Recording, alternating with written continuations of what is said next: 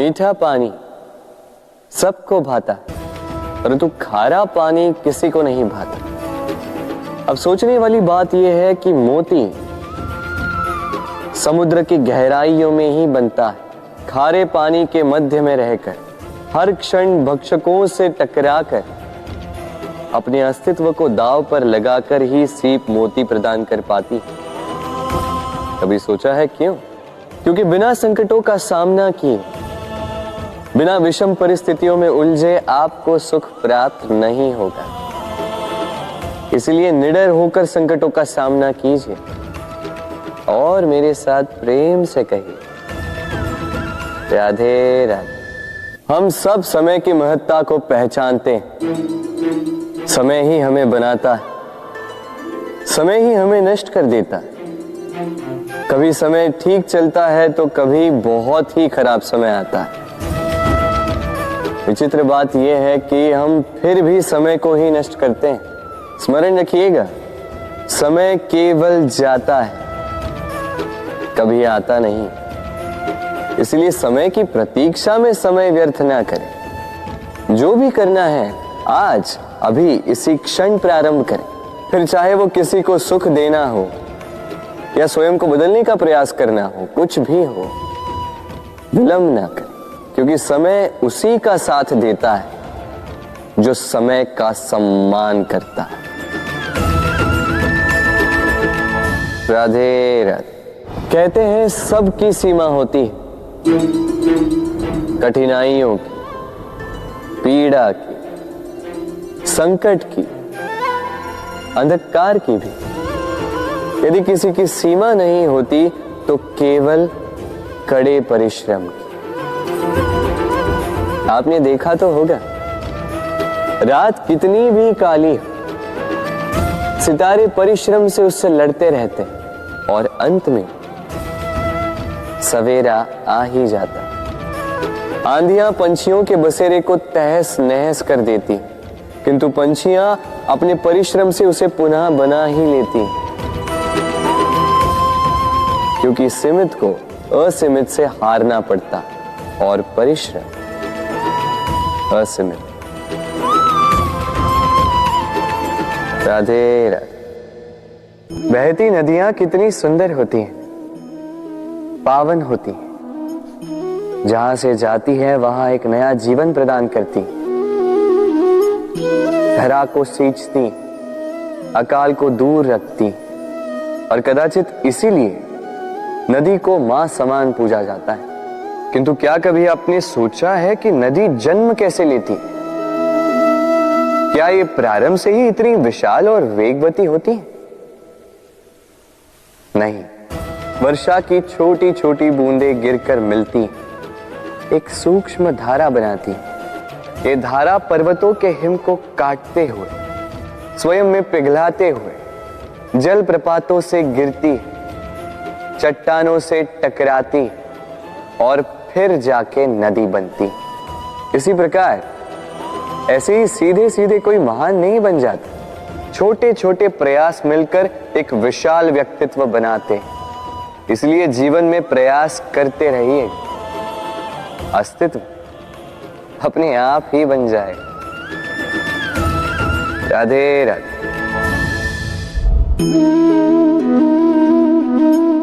ये पुष्प देख रहे हैं आप? ये वही पुष्प है जिसका जीवन इस डाली पर आरंभ हुआ था। पहले कलिका बनकर फूटा, फिर धीरे धीरे मुख खोला, फिर अपने पंखुड़ियों का विस्तार किया, देखने वालों की आंखों में प्रशंसा देखी, मधु के लिए तितलियों को ललचाया और फिर डाली से टूटकर नीचे गिरा हुआ पाया। क्यों? नियति ने ऐसा क्यों किया? सोचिए। क्योंकि उस डाली पर टिके रहना इस पुष्प के जीवन का ध्येय कभी था ही नहीं। अब या तो ये पुष्प देवताओं के मस्तक पे सुशोभित होगा, या किसी स्त्री के आभूषण में गूंथा जाएगा, या किसी के प्रेम प्रदर्शन का माध्यम बनेगा। देखिए, जीवन में लक्ष्य को पाना है तो यात्रा से भय नहीं होना चाहिए। अपना अस्तित्व बनाना है तो उनकी छाव से दूर जाना ही पड़ेगा जिन्होंने आपको अस्तित्व में लाया, यही जीवन की निरंतरता है। राधे राधे।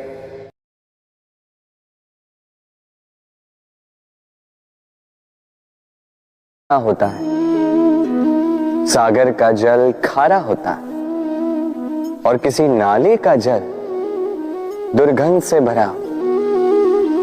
क्यों? नदी का जल मीठा होता है क्योंकि वो सबको जल देती है। सागर जल लेता है, इसीलिए खारा होता है।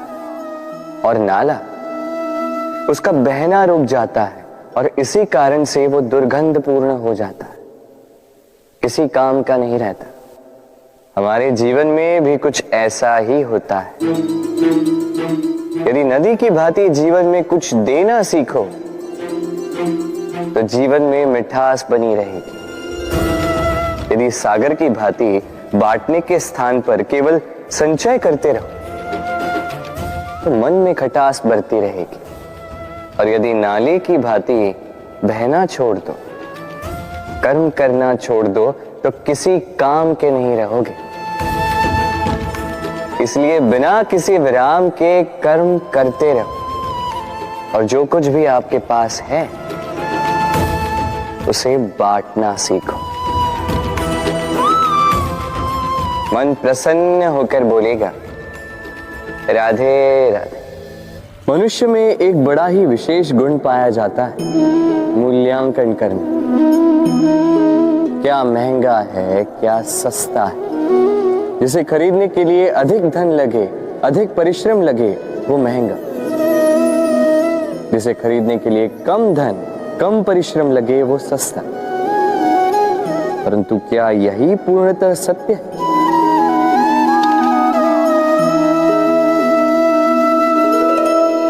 अब आपके सामने एक पात्र है जिसमें जल भरा है और एक सोने का सिक्का।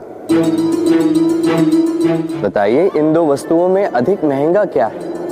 आप कहेंगे सीधी सी बात है, सोने का सिक्का ही अधिक महंगा होगा।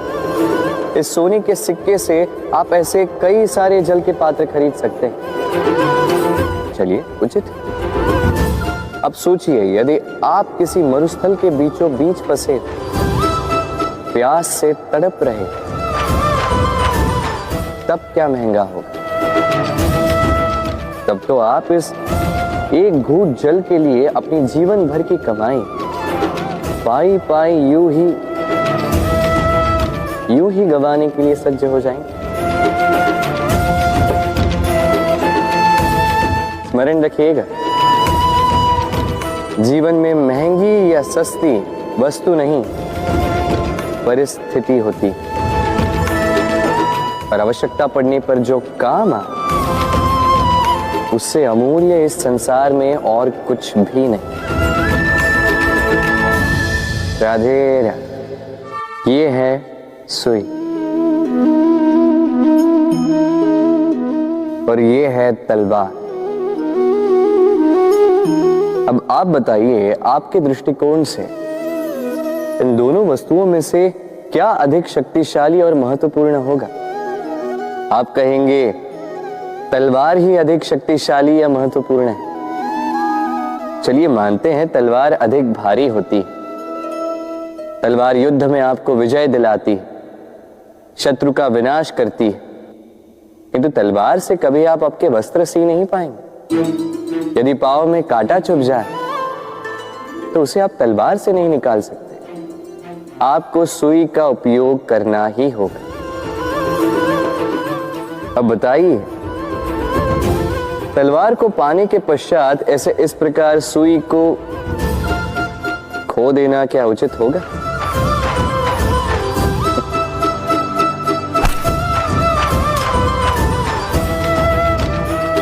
इसी प्रकार जीवन में संपन्न मित्र पाने के पश्चात आपके उन मित्रों को ना खोइए जो कम संपन्न हो, दरिद्र हो,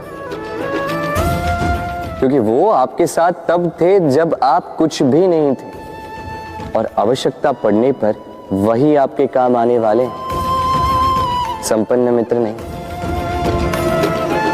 तो जिससे प्रीत की है उससे मीत निभाई, चित आनंद से जागे। राधे राधे। कुछ बनाने के विज्ञान में पहले टूटने का ज्ञान आवश्यक है था। नई सोच बनाने के लिए पुरानी रीतियों को तोड़ना आवश्यक है। ये यात्रा, ये सीख केवल राधा के लिए नहीं बल्कि सभी के लिए। फिर सभी को इस दुर्गम और जटिल पथ से जाना ही होगा। मनुष्य भावनाओं में बहकर कभी कभी ऐसे अनुचित निर्णय ले लेता है जिसके कारण वो जीवन भर पश्चाताप करता है, किंतु जब कुछ खो कर पाता है उसे वो सहेज कर रखता है। बबूल का पेड़ कितना विशाल होता है, पीपल का पेड़ भी विशाल होता है, किंतु क्या आपने कभी सोचा है क्यों बबूल के पेड़ को काट के उसका उपयोग किया जाता है और क्यों पीपल के पेड़ को पूजा जाता है? इसलिए क्योंकि पीपल का पेड़ उसके नीचे बैठे पथिक को छाया देता है, अपनी डाली पर असंख्य पंछियों को बसेरा देता है, किसी को काटे चुभाकर दूर नहीं करता बल्कि उसे शीतल छाया देकर उसकी थकान हार लेता है। इस संसार में यदि आपको सम्मान पाना है तो पीपल की भांति ही बनना होगा। कुछ देना सीख, आनंद, सुख, शीतलता बांटना सीखो और कांटों की भांति कभी किसी को कष्ट ना दो। सम्मान स्वयं चल के आपके पास आएगा और मन प्रसन्न होकर बोलेगा राधे राधे। हम सब ये मानते हैं कि हमें जीवन में कभी न कभी किसी न किसी स्थान पर प्रेम होता ही, फिर चाहे वो माता पिता को संतान से हो, ज्ञानी को ज्ञान से हो, किसी कलाकार को कला से हो, आदि इत्यादि। किंतु क्या वास्तव में ये प्रेम ही है? मोह भी तो हो सकता है। अब आप पूछेंगे कि प्रेम और मोह में अंतर क्या? अंतर है बंधन का, जो आपको बांधे वो मोह है, प्रेम नहीं। प्रेम वो जो आपको मुक्त कर विकास की ओर भेजे। चलो आपको एक उदाहरण देता हूं। कुछ माता पिता अपनी संतान को किसी अन्य नगर में पढ़ने के लिए भेज नहीं पाते, अपनी संतान को उसके मित्रों के साथ खेलने के लिए भेज नहीं पाते, चिंतित रहते हैं कि कहीं उनकी संतान को पीड़ा ना पहुंचे और इसीलिए उसे बांध के रखते हैं। ये प्रेम नहीं है, ये मोह है। क्योंकि यदि ये प्रेम होता तो वो चाहते कि संतान माता पिता की छांव से बाहर निकलकर इस संसार को देखे, उसे समझे, उसे ज्ञान ले, अपनी अनुभवों से सीखकर अपना स्वयं का एक व्यक्तित्व बनाए।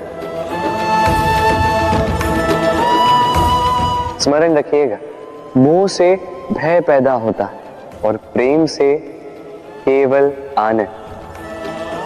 इसीलिए बांधिए मत, मुक्त कीजिए, क्योंकि यही प्रेम है। राधे राधे। संसार में संबंध बहुत ही महत्वपूर्ण होते हैं। अब प्रश्न ये उठता है कि संबंध कैसे होने चाहिए। संबंध शब्द के प्रारंभ में ही सम शब्द आता है। सम अर्थात समानता। तो किसी के साथ संबंध निभाते हुए इतना मत झुकिए कि उठने के लिए किसी के सहारे की आवश्यकता पड़ जाए।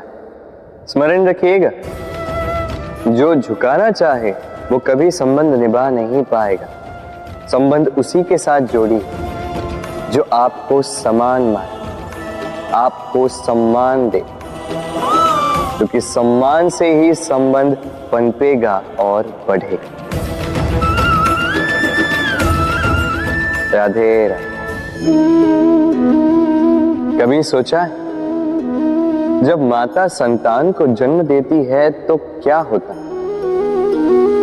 9 माह का गर्भ, प्रसव की तीव्र पीड़ा।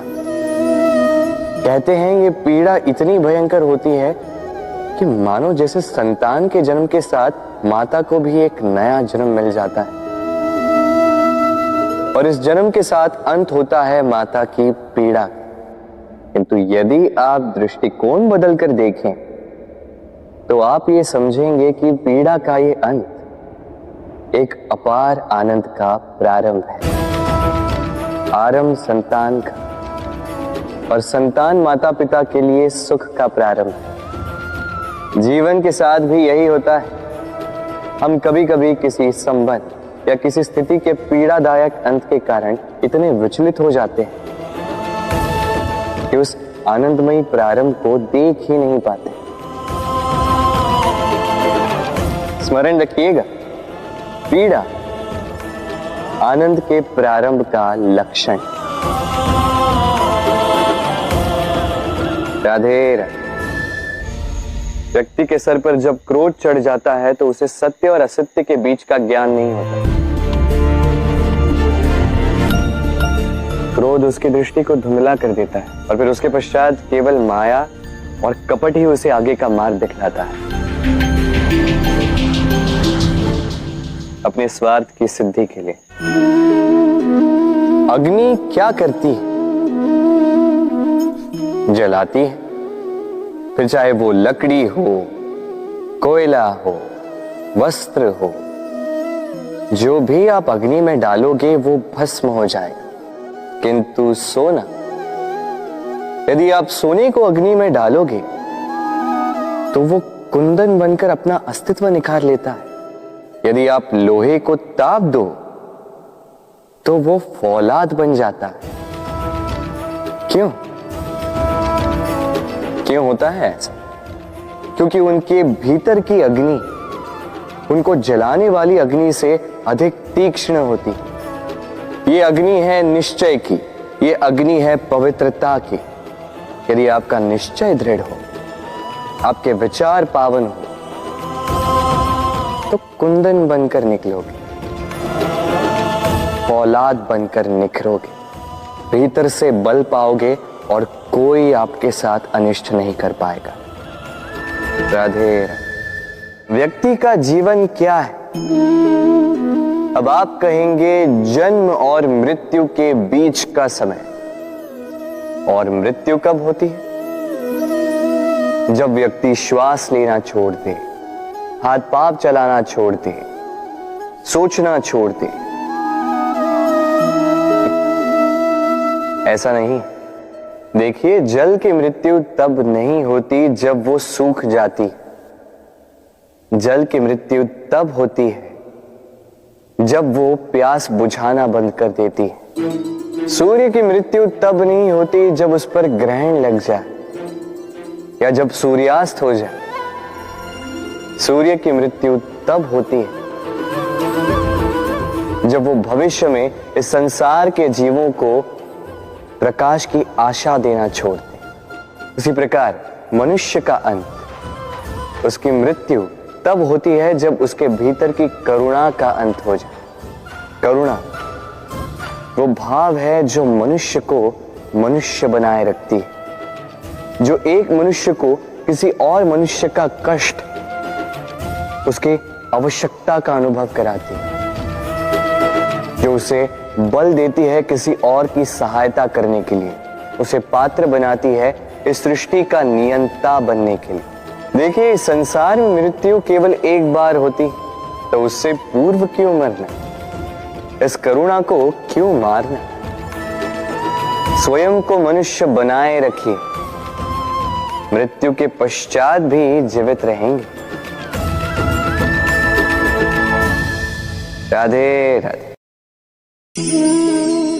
नवरात्रि का पर्व आरंभ हो चुका है और ये पर्व अत्यंत भव्य है, क्योंकि ये पर्व जगत माता से जुड़ा है। मां कितना छोटा सा शब्द है, किंतु ठीक से देखो तो समस्त संसार इसी शब्द में समा है।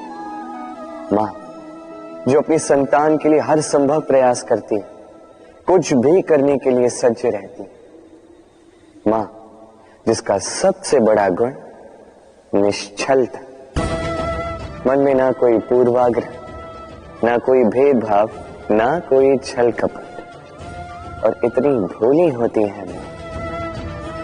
संतान भले ही झूठा रो दे, मां को लगता है कि कदाचित वास्तव में भूख लगी होगी। मां चाहे जन्म देने वाली हो, चाहे पालने वाली, स्वर्ग, ये स्वर्ग हमें मां के चरणों के नीचे ही प्राप्त होता है। इसी मां को हमारा शत शत प्रणाम। राधे। सहनशीलता मां का दूसरा सबसे बड़ा गुण। कहते हैं कि धरती से अधिक सहनशील और कोई नहीं। उसे खोदने के पश्चात भी धरती हमें फसल देती है, किंतु मां, ये मां धरती से कम सहनशील नहीं। तनिक सोचिए, 9 माह तक संतान को अपनी कोख में रखना, क्या ये सहनशीलता कोई पुरुष दिखा सकता? क्या ये सहनशीलता कोई पिता दिखा सकता है? स्त्री में शील भले, सहनशीलता की परिभाषा उसे मां बनने के पश्चात प्राप्त होती है। स्वयं का अस्तित्व भुलाकर संतान का अस्तित्व बनाती है। शिशु की लात खाकर भी आनंद से उसे दूध पिलाती है। ये होती है मां, और इसी मां जननी को हमारा शत शत प्रणाम। राधे राधे। मां का एक और सबसे महान गुण, स्वयं को ढालने की अद्भुत शक्ति। जिस प्रकार एक मां स्वयं को ढाल सकती है और कोई नहीं कर सकता। मां एक महानदी की भांति है, जिसकी ऊर्जा असीमित है, किंतु अहंकार बिल्कुल नहीं। जिस प्रकार एक नदी ढलान के अनुरूप मुड़ जाती है, उसी प्रकार एक मां अपने संतान के अनुरूप ढल जाती है, चाहे जैसी भी परिस्थिति हो। उसके सोने के समय के अनुरूप स्वयं का सोना, उसके जागने के समय के अनुरूप स्वयं का जगना। संतान की इच्छा का भोजन वो स्वयं का मनपसंद भोजन बना लेती। ये मां का आंचल ही तो है, जो धूप में छाप बनकर आता है, जो शीत में कंबल बनकर आता है। मां ऐसी होती है कि संतान की निद्रा ना टूटे, इसलिए एक करवट सोने का अभ्यास कर लेती, और इतना स्वयं को केवल वही ढाल सकती है जो संतान की ढाल बन सकती। इसी मां को हमारा शत शत नमन। राधे राधे। मां के 2 और सबसे महान गुण, साहस और संबल। साहस ये कि वो अपने संतान के लिए कुछ भी कर सकती, और संबल ये कि वो अपनी संतान को कभी टूटने बिखरने नहीं देगी। तनिक सोचिए, जब भी आपको चोट लगती है, चीख से पूर्व मां का नाम मुख में क्यों आता है? तनिक सोचिए, जब आपको बल की आवश्यकता होती है, साहस की आवश्यकता होती है, आगे आप अपना मार्ग देख रहे हैं जो अत्यंत कठिन प्रतीत हो रहा है, तब मुख से मां की ही शपथ क्यों निकलती? क्योंकि मां ही है जो हमें साहस देती है, मां ही है जो हमें सहारा देती है। मां जानती है कैसे हमारी उंगली पकड़ के हमें चलना सिखाना है। मां ये भी जानती है कि कैसे कान पकड़ के हमें उचित मार्ग पर लाना है। इसी साहसी मां को हमारा शत शत नमन। राधे राधे। कभी आपने सुना है, हिरणी सिंह से बचने के स्थान पर उससे जाके लड़ पड़ी। हिरणी ने सिंह पर आक्रमण कर दिया। कभी सुना है? कभी नहीं। किंतु ऐसा हो सकता है, ऐसा होता भी है, और ये होता तब है जब हिरणी के शावक संकट में हो। जब उन्हें सिंह से प्राणों का संकट हो, तब हिरणी भी आके सिंह से लड़ पड़ती है, उससे भिड़ पड़ती है, क्योंकि वो मां है, और मां अपनी संतान के लिए कुछ भी कर सकती है। ये ममता है, ये जितनी कोमल हो सकती है उतनी ही कठोर भी हो सकती है, और अपनी संतान के हित के लिए वो क्रोध की पराकाष्ठा पार करते हुए अपनी संतान की सुरक्षा करके ही रहेगी। और इसीलिए तो मां संतान के जीवन की सबसे बड़ी ढाल कहलाती है। इसी मां को हमारा शत शत नमन। राधे राधे। करुणा, करुणा वो भाव है जिससे संसार के सारे भाव जन्म लेते हैं, और ये समस्त संसार ये मां से जन्म लेता है। मां वो व्यक्ति है जो करुणा का सागर है। संतान को देखकर ही समझ जाती है कि उसकी विडंबना क्या है, उसकी आवश्यकता क्या है। संतान के नेत्रों में यदि अश्रु दिखे, वो देखकर ही समझ जाती है कि उसके शरीर के कौन से भाग में उसे चोट लगी है। संतान के बिना कहे मां समझ जाती है कि आज भोजन में संतान क्या खाएगी। ये होती है मां। मां करुणा का सबसे बड़ा रूप है।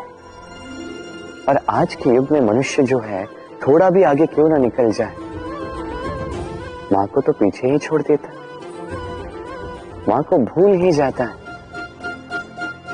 ये भूल आप कभी ना करें, कभी ना करें, क्योंकि मां वो करुणा है जो यदि आपके जीवन से चली गई उसके पश्चात आप जीवन अवश्य जिएंगे, किंतु कभी जीवन जी नहीं पाएंगे। उसके पश्चात आपके जीवन से आपका ये मूल्यांकन, आपके जीवन से करुणा का ये भाव, ये भी आप खो दोगे।